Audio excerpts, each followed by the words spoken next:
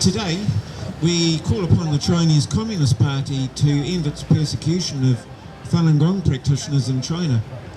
In fact, it's been 19 years since that persecution began on 20 July 1999.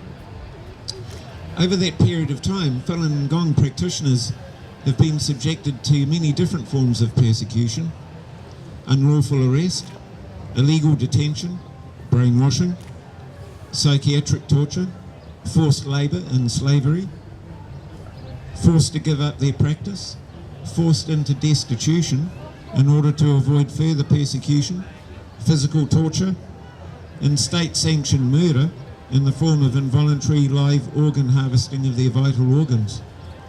According to one report, as many as 2 million Falun Gong practitioners may well have suffered this awful fate.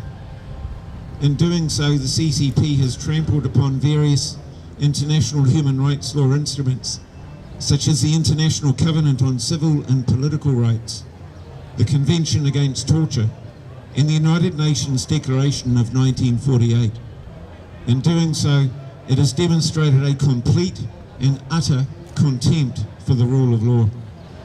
The New Zealand government also acknowledges this persecution by the very act of granting refugee status to Falun Gong practitioners. In spite of this unprecedented persecution, Falun Gong practitioners in China have insisted upon exercising their right to freedom of religious belief.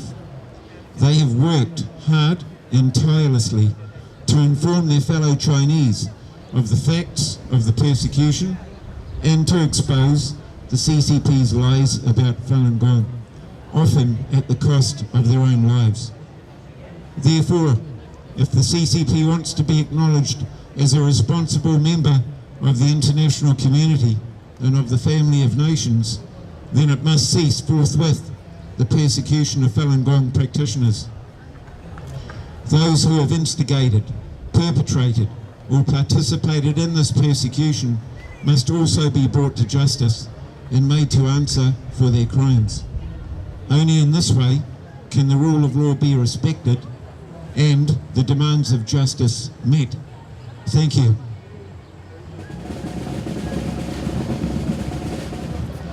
Yeah, thank you, Kerry Gore. We thank you very much for speaking here today.